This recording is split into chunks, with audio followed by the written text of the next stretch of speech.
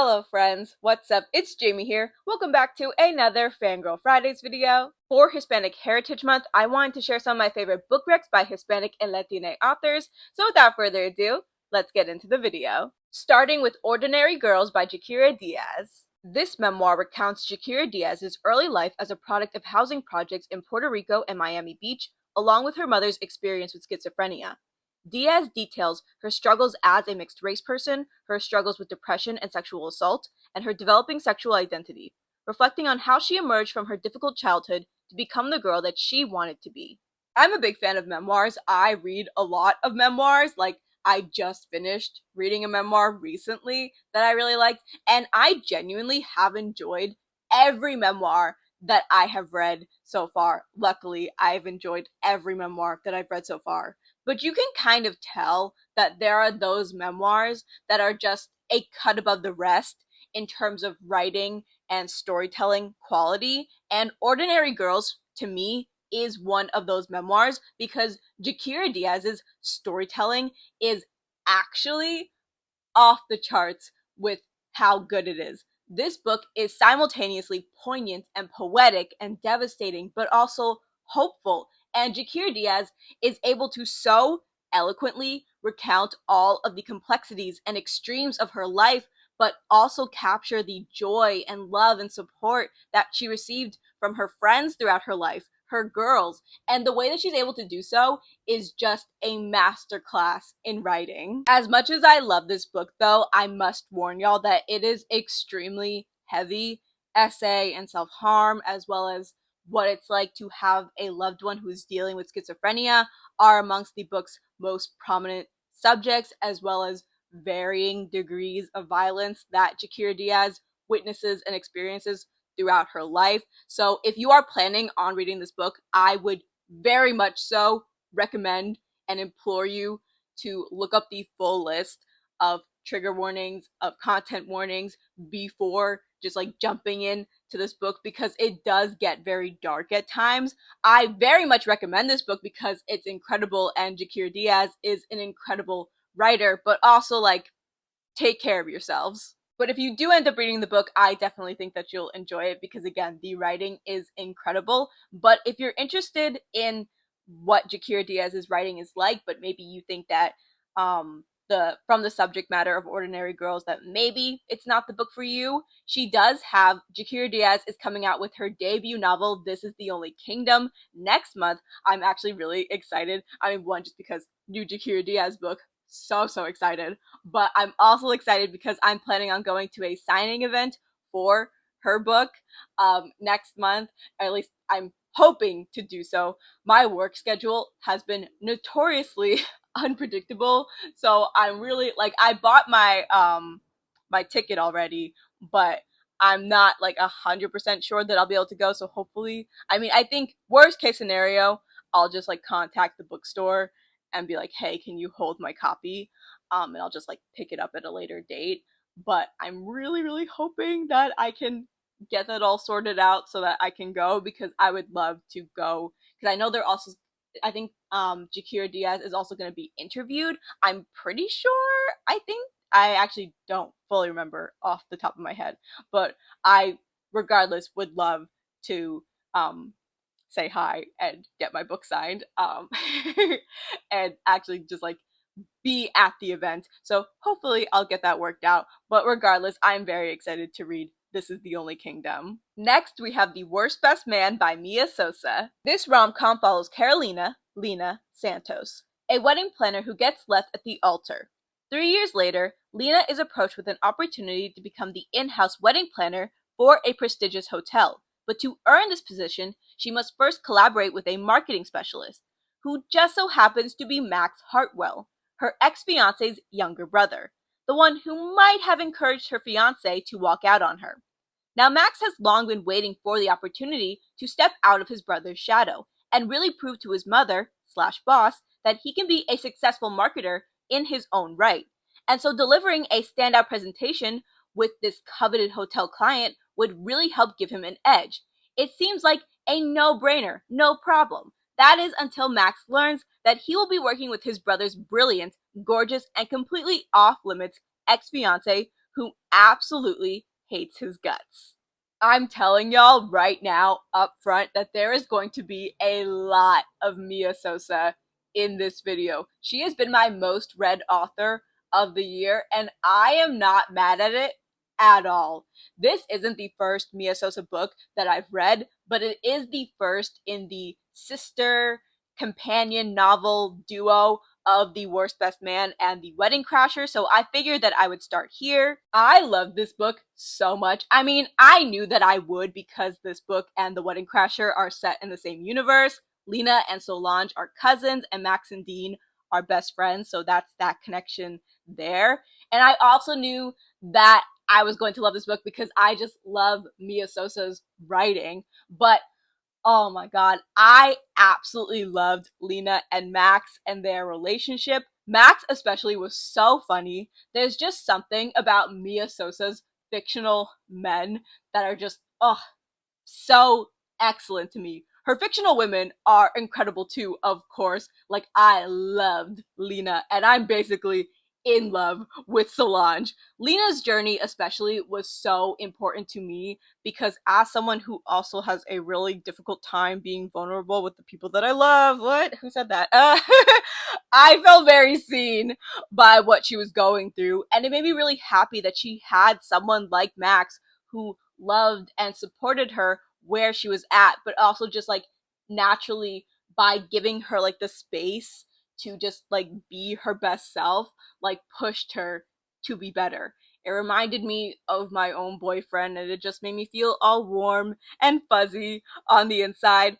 I must say that I prefer The Wedding Crasher overall, but I really don't feel like you can go wrong with this book or any of Mia Sosa's books at all. Like, I genuinely feel like each of the books of hers that I've read are all bangers. Like, they're so good. So, obviously, I recommend this book. Next, we have The Wedding Crasher, also by Mia Sosa. This rom-com follows Solange Pereira, who crashes the wedding of a man she barely knows in hopes of preventing him from marrying a woman who's in love with another man. But as it actually turns out, the groom, Dean Chapman, had been banking on this modern-day marriage of convenience to get this big promotion that he's been holding out for at his law firm. And now, because Solange feels terrible for meddling in Dean's life, she agrees to pose as his girlfriend to save face in front of his lawyer colleagues. This book is genuinely one of my favorite rom-coms of all time. I love it so much. I've literally talked about it in almost every book video that I've made since I read it because I just love it so much. I'm just such a big fan of Mia Sosa. Along with Talia Hibbert and Casey McQuiston, she is one of my absolute favorite romance authors right now. Her books just have everything that I want in a rom-com. They're fluffy and spicy and heartwarming with incredible banter. She knows how to tug on your heartstrings in all the right ways, and her books are always the perfect amount of cheesy. But I must say, as someone who has read quite a bit of Mia Sosa at this point, this book is still my absolute favorite of hers. Like, honestly, it's not even like, well, it's a little close. I shouldn't say it's not even close, but this book is a cut above the rest, I must say. Like, Solange and Dean are just simply the best characters that she has ever written. Like, I'm sorry, it's just the truth. I don't make the rules. Their chemistry is electric, and they just fit so well together. All of their scenes together were simply my favorite scenes. Like, I just couldn't get enough of them together. I also just loved like how in this book there was because I feel like because now that I've read The Worst Best Man, I feel like in The Wedding Crasher there's a little bit more of a focus on Dean and Max's friendship in The Wedding Crasher, and I also really loved Solange's mentor relationship with her student and her dynamic with her family and Dean's dynamic with her family. It just all warmed my heart so much. And Dean Chapman is truly a man written by a woman in all of the best ways. Like, oh, oh my god. I love Dean Chapman. Just, oh, excellent. Excellent character. I love him so much. I literally cannot recommend this book enough. Next, we have You Don't Have a Shot by Raquel Marie. This YA sapphic romance novel follows Valentina Vale Castillo Green, the captain of her high school soccer team, who, after starting a fight with her longtime rival, Leticia Ortiz, is stripped of her title and has now jeopardized her chances of playing soccer in college. Vale retreats to her childhood soccer camp for the summer to lick her wounds, expecting to relax and redeem herself away from her father's intense expectations. That is, until she learns that she and Leticia will be co-captaining a team that could play in front of college scouts. Begrudgingly, with her future and her father's approval on the line, Vale goes to Leticia to get her help in improving their rookie team. But what starts as an alliance born out of necessity shifts into something more than just a mutual love of soccer. I will always be glad that I stuck it out with this book because it is truly such a gem. I've talked about this before when talking about this book, but early Vale was not a great person. Like, she was not a good friend. Her fight with Leticia was completely her fault. Like, she was completely in the wrong. She shit talked her team at the summer camp who were nothing but nice to her.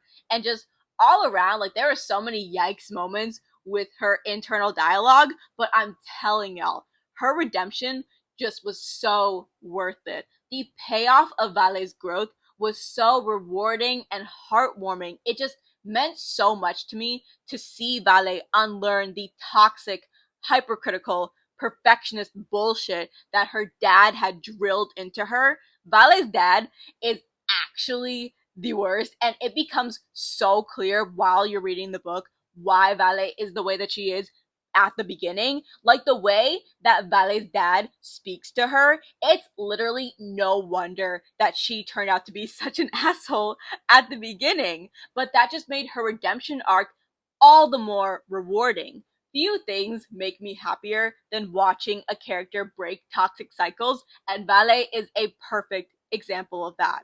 Because by recognizing how unhealthy her relationship to soccer was, Vale was able to make friends with people that she would not have connected with otherwise, who otherwise she was just like judging them in terms of like how they could be useful to her on the field or on the pitch. Sorry, my boyfriend loves soccer. He's gonna if he sees this, he's gonna be like, have I taught you nothing? I think it's the pitch. I think it's called the pitch. But this is not the point. The point is that I am so proud of Ale because she was able to forge genuine bonds with like the people on her team that, again, she would not have connected with otherwise, because otherwise she would have just been viewing all these people at the camp as either her competition or just like, again, like, how can I make them useful to me in order to achieve my goals, instead of like actually just like being friends with them like just like a regular teenage girl. And also, I love this book like because it is so queer as fuck. Literally everybody's gay and it's awesome. And Vale and Leticia's relationship is so sweet, and I love their rival dynamic. It's just so cute. I love this book so much. I highly recommend it. Next, we have Clap When You Land by Elizabeth Acevedo. This YA novel follows Yahira and Camino, two teenage girls from New York City and the Dominican Republic respectively, who are brought together after a deadly plane crash reveals that they shared a now-deceased father. This book absolutely tore me open again and again. It is such a devastating and heartbreaking and raw depiction of grief, and it made such perfect use of dual POV. My heart completely broke for Yahira and Camino because you could clearly see that they both loved their father so much. He was their hero, and not only are they having to grapple losing him in the way that they did, but they're now also having to reconcile and process the fact that they didn't really like know him fully. The implications of the fact that he could keep them secret from each other. Now they're not just mourning his death, but again, they're also having to reconcile with the fact that their father wasn't who they thought he was, but also that he was the person that they loved, because like not all of it was, he wasn't lying about everything. And now they're also having to figure out whether this should affect their ability to love and miss him and mourn for him.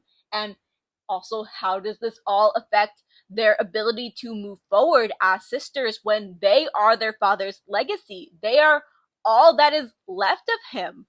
Oh my god, this book was just like one gut punch after another. Elizabeth Acevedo, she really got me with the emotional damage. Like, she hurt my feelings. This book hurt my feelings because I absolutely loved Yahira and Camino as characters, and it just made their grief feel even more personal. This book was an emotional roller coaster in every sense of the word. Like, there was shock and sadness and anger and denial and resentment. And Elizabeth Acevedo is able to balance all of these emotions seamlessly. Like, oh my god. This book is so devastating, and like it will have you like staring at the wall after you finish it, but I cannot recommend it enough. Next, we have Family Lore, also by Elizabeth Acevedo. This magical realism novel follows the women of the Dominican American Marte family, who each possess a unique magical gift. The novel centers around Flor, one of the eldest members of the family, who has the ability to predict the day someone will die. So when Flor announces that she'll be having a living wake, a party to bring together her family and community and celebrate the life that she has lived, her sisters are surprised and concerned. They don't know if Flor has foreseen her own death or if she's predicted someone else's, and she won't tell anyone what's going on. Not her sisters, not her daughter. We're taken through the lives of the Marte women over the course of the 3 days leading up to Flor's wake, weaving through the past and the present, revealing their secrets and preparing the family for what's to come. I must say that I do still prefer Clap When You Land overall, but this book is still such a gem in its own right. I love that the focus is on middle-aged and older women, and that all of the women of the Marte family have such unique and distinct voices and dynamics with each other. The beauty of this book to me is really the emphasis on the relationships that the sisters have with each other and that the mothers have with their daughters and the cousins have. This book is just such a beautiful display of womanhood and sexuality and family bonds. And again, while I definitely prefer Clap When You Land, it just resonated more with me personally, and I just preferred Yahira and Camino as characters. I still highly recommend this book.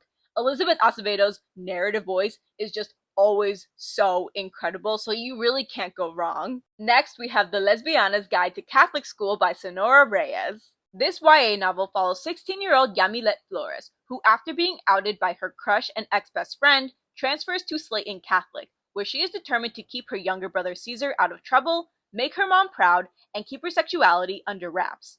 Albeit, these are things that Yami has never been particularly great at, and it only becomes harder to pretend to be straight when she meets Beau. Beau is the only openly queer girl at school, and she's sweet and smart and funny and talented and completely out of the question. Yami doesn't want to make the same mistake twice, and she fears what could happen if her mom finds out that she's gay. And so, Yami is determined to live by the question, WWSGD. What would a straight girl do? This book was so funny, but it also deeply hurt my feelings. Yamilet's sincerity and unapologetic humor immediately had me rooting for her. I just wanted to give her the biggest hug throughout this entire book because she was really going through it. She was just carrying so much as like a queer eldest daughter from an immigrant family, and it just made my heart ache so much that she felt so responsible for everyone. And I was just like, everyone needs to stop being mean to her because Yamilet is so cool and funny and sweet and creative and just deserves all the best things. I'm so happy that she got her happy ending with Beau. Oh my gosh, they were so cute. Their relationship was so sweet and tender, and their happy ending was so well deserved. But I'm also so glad that Yamilet was able to find happiness within herself and her family, the ones who mattered anyway. And Yamilet's relationship with her brother, with Caesar, just pulled on my heartstrings at every turn and had me laughing my ass off one moment and just sobbing my eyes out the next. I love them so much, and I just want the best things for the both of them. Oh my gosh, I literally cannot recommend this book enough. It was so sweet and hilarious while also being extremely cathartic and moving. Ugh, this book was just incredible. I cannot recommend it enough. Next, we have When Javi Dumped Mari by Mia Sosa. This romance novel follows Javier Baez and Marisol Campos, best friends who swore on the eve of their college graduation that they would never date someone that the other didn't approve of. Fast forward almost a decade later, and Javi is in trouble. He's been pining after Mari since sophomore year, and now she's engaged to a Pedro Pascal knockoff that he didn't even get the chance to vet. For Mari, a successful entertainment lawyer in LA, she's done waiting around for Javi to declare his love for her. She wants to build a future with someone who's ready to commit to her. Now that his life and career are finally on track, Javi is ready to confess his feelings to Mari, but she's moved on without him. Javi has 6 weeks to convince Mari that this wedding is a mistake, and he's willing to ruffle some feathers to do so. I must admit, I was more than a little nervous about the premise of this book because even though I'm a huge Mia Sosa fan, as we have established, I didn't know how she was going to handle the whole Javi meddling in Mari's engagement part. I didn't know to what extent he would be meddling and like what lengths he would go to prevent Mari's wedding from happening, to prevent her marriage from happening.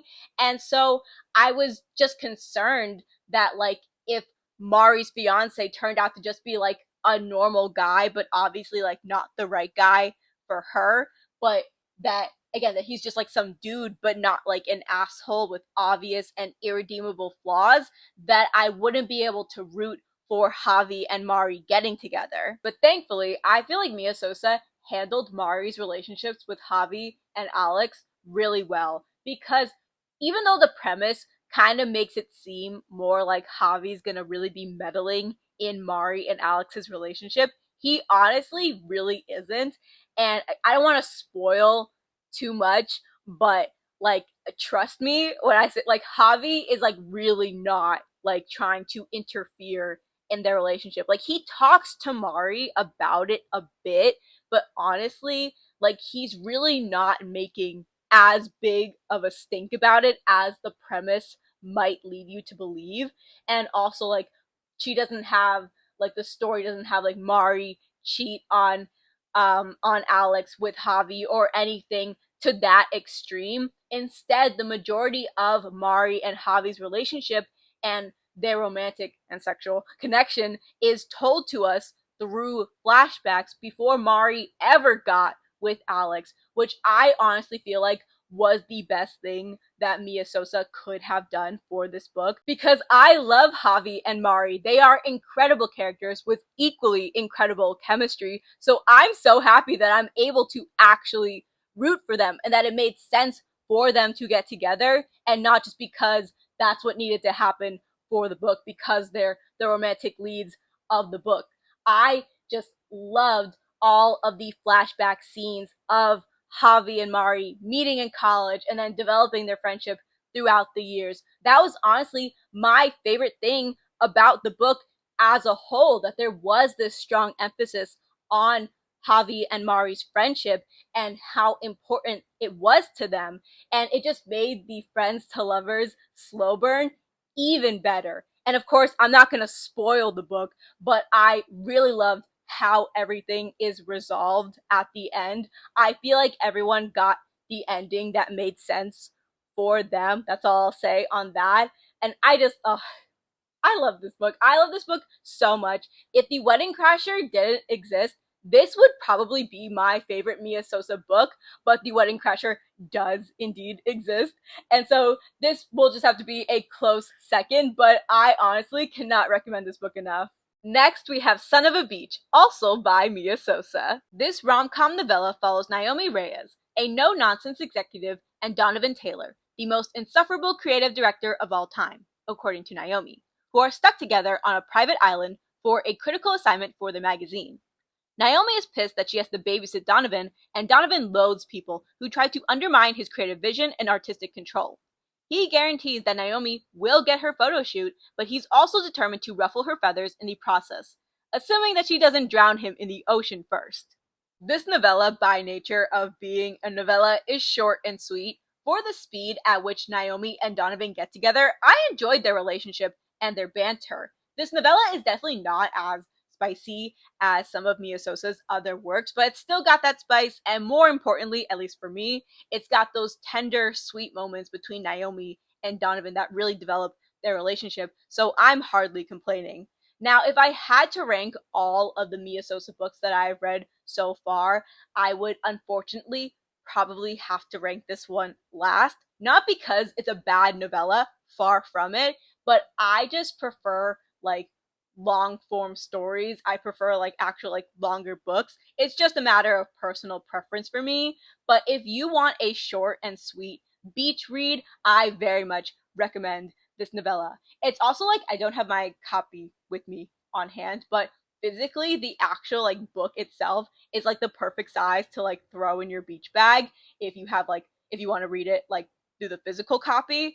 So that's also fun. It's just like a nice little romance to have on the go. It's just like a cute little novella to have on the go. And I really enjoyed it. I think you will too. And finally, we have The Inheritance of Orquídea Divina by Zoraida Cordova. This magical realism novel follows the Ecuadorian-American Montoya family. The Montoyas are used to a life without explanations. They've learned not to ask why the pantry never seems to run low, or why their matriarch, Orquídea Divina, never leaves their home in Four Rivers. But when Orquídea invites the family to her funeral and to collect their inheritance, they hope to finally get some answers. Instead, Orquídea transforms into a ceiba tree, leaving the Montoyas with more questions than answers. 7 years later, Orquídea's gifts manifest in different ways for Marimar, Ray, and Rhiannon, granting them unexpected blessings and powers. But when a hidden figure starts picking off their family one by one, they must travel to Ecuador to uncover Orquídea's buried secrets and the truth behind their inheritance. Even though I actually haven't finished this book yet, I'm like halfway through, I still wanted to include it because I'm really loving it so far. This book to me is kind of like if Family Lore was about an Ecuadorian family instead of a Dominican family, and I'm obsessed with it. And I wonder if that's why I'm enjoying this book more than I liked Family Lore, because I just feel more of a personal connection to it since I'm half Ecuadorian. I mean, I do have some Dominicans in my family, but I'm not Dominican myself. And I mean, I still love Family Lore, of course, but it's been really special to read about an Ecuadorian family, especially because the Montoyas are from Guayaquil, which is where my mom's family is from. So it just feels even more personal in that way. And this is actually the first book that I've ever read by an Ecuadorian author, just in general. And it's a magical realism story. So in so many ways, it just kind of feels like this book was like it was made for me, like it was meant for me. And you know, I picked this book up at this event that I went to that my book club Saflit was hosting to kick off Pride. And funny story, this book was like the only like copy. Like I did not see a single other person with this book at the event. So I'm thinking that because it was a book swap event, right?